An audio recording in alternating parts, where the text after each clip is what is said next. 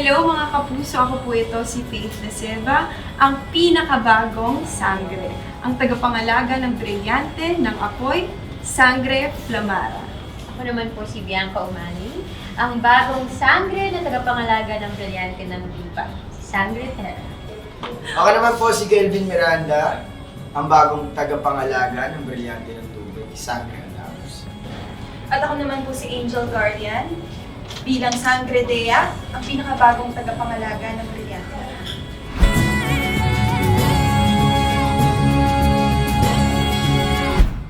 Ako siguro yung pagiging magiting. At pagiging... Ano yung pagiging? Nagpa-practice Yung ka, pagiging magiting. Basta i-search nyo yun. Kailangan pag-aralan. Hindi, kasi yung pagiging strong niya, inside and out, I think, isa din yun sa mga qualities na meron ako. At yung pagiging siguro, more than anything, yung pagiging passionate sa kung ano man ang pinagdadaanan, siguro kahit nasa emosyon, passionate siya sa kaniyang mga qualities na meron din siya. I feel like iba yung power na ibinibigay ni Sangre Flamara. Siguro unang-una is independence. Pangalawa is yung rational na pag-iisip. And pangatlo yung leading by example. Yun yung masasabi ko na meron.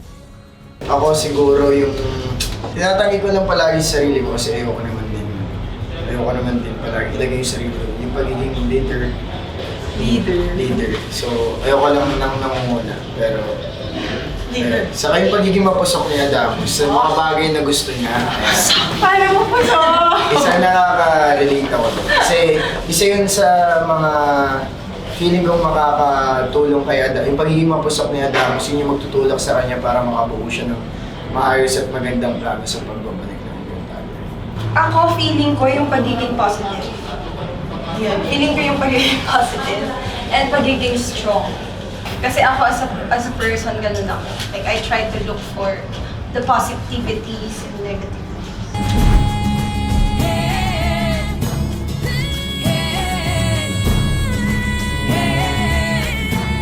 Siyempre, I still feel the same na para pa rin ako nasa cloud9.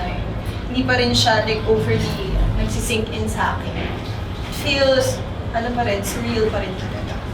Ako mas lalong na-excite syempre dahil papalapit na rin ang papalapit ang katotohanan ng pagsisimula ng aming pagiging sangre. So, masaya and sobrang pasasalamat.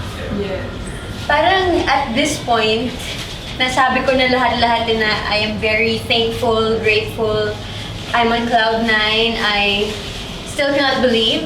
At this point, parang no words na ako kasi totoo talaga siya. We all thought na parang hindi namin nakakala na dadating to, pero isa siyang panaginip na natupad na hindi namin hiniling. Pero eto na siya, so yun na lang. No words, no more words. Ako naman, feeling ko yung pressure na nararamdaman ko ngayon, mas nagle-lessen na siya. Kasi mas nakikilala ko na yung mga sangre natin, tsaka mas nabubuo na talaga yung production, mas nakikita ko na kung saan siya papunta. But more than that, I'm very honored. I am grateful dahil sa biyayang ipinagkaloob sa aming lahat ng Panginoong Diyos. And excited na mapanood ng mga kapuso at Encantadix ang sangre.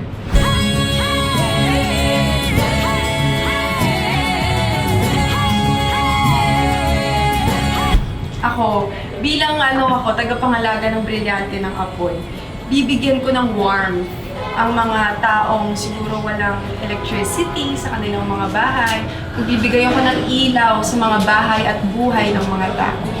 Ako naman bilang tagapangalaga ng lupa, sobrang connected ako sa Earth kasi also personally. So what I do think na may bibigay ko is yung grounding sa mga tao. Especially in times when people are just lost and get lost inside this chaotic world at sa lahat ng mga magaganda at hindi magagandang nangyayari.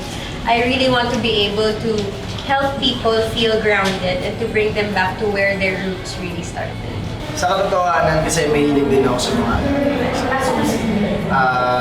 Ipapakalat ko yung mga pagdidilig ng mga halaman. Siyempre, yun yung kailangan ng lupa diba? Para mag-grow. So, ayan, isa pa is maging inspirasyon sa mga taong nabubuluhan. Ako yung magsisilbing guidance and magbibigay ng liwanag or pagiging clear ng utak nila. Ako siguro, since kapangyarihan ng, brilyante ng hangin, siguro bibigyan ko ng hangin yung mga tao pag El Nino. So, init nun eh. Tsaka siguro yung mga tao sa probinsya ng mga walang kuryente, sa tanghaling takal, bibigyan ko sila ng hangin para naman ma-present. Misala! Ako si Sangre Flamar. Ako si Sangre Terra. Ako si Sangre Adamos. At ako naman si Sangre Lea. Abangan po ninyo ang Encantadia Chronicles!